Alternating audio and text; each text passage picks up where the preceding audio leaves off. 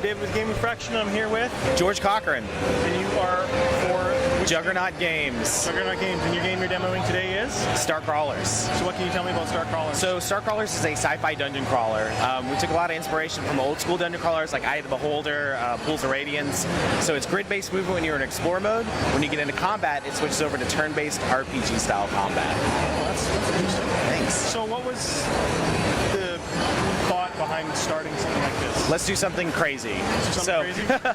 Our 2D character artist actually said, I need a little side project to work on.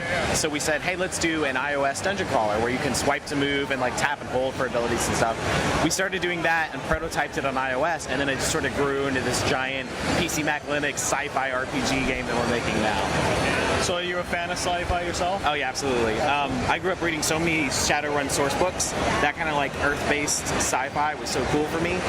So we took that and we sort of brought it into a Firefly-esque, you're out in space and you're these roguish mercenaries on the edge of space type game. Nice. So you're a fan of Firefly then? Oh yeah, absolutely.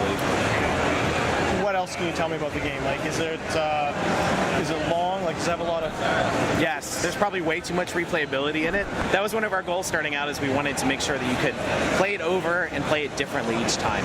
So the main campaign is handcrafted, but we randomize elements in there, and the story also branches in 3 different directions.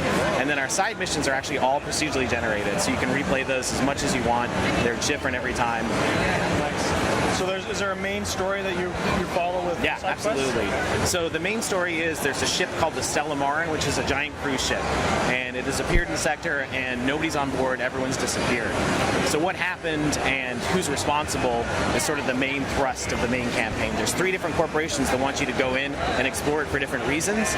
So choosing to work for one will upset the other 2, and that changes how the story branches. You can't be friends with all. You cannot be friends with everybody in StarCrawlers. Yeah, you're going to make somebody mad. Is there a point where you have to choose a side, or is it right from the beginning of the choose a side? No. So when starting out, they're all trying to get you to work for them. So they'll make different offers. They'll try and lure you over to their side, and then depending on which ones you accept and which ones you reject, then you start to fit into one of the storyline arcs. And there's exciting betrayal points, true, where you can suddenly say, you know what, I've changed my mind about working for you based upon what I've learned. I want to go work for these people now. And that changes the story too, because you might go work for somebody else, but they're not going to trust you right away 100%. You said you were at PAX 2014. That's right. You weren't at last year's, or? No, we went to PAX 2014, and then we did PAX East in April, and now we're doing PAX West again. This is our last time at PAX. Okay. Your schedule for release is? We're aiming for the end of the year, a couple months. We've been in early access since March, and total dev time about 3 years. So we're basically done, and we're getting ready to launch at the end of the year. Just polishing, final touches, content. How is the feedback on Steam been? Oh, really good. Early access is sort of a mixed bag for most people, but for us it's been a really positive experience. We have a 93% approval positive rating right now. A lot of great feedback from the fans, a lot of good advice that's improved the game a lot. What's next after this? A long nap. That's what I tell everybody who asks me. It's been a long 3 years. I think we're going to see how StarCrawlers does, how it's received by a larger audience, and if it does really well, I'd love to continue working on it.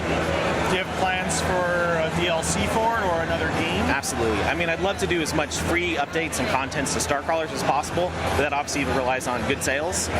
If we can do DLC and a map builder for it, that's kind of my #1 priority. So it's a single-player game? Yes.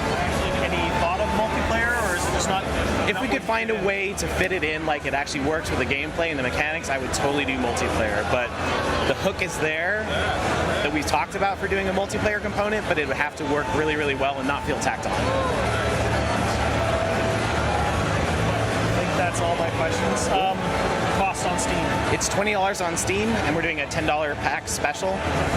If you grab it while it's in early access, you're going to get it cheaper than it is when it comes out. Perfect, thank you. Yeah.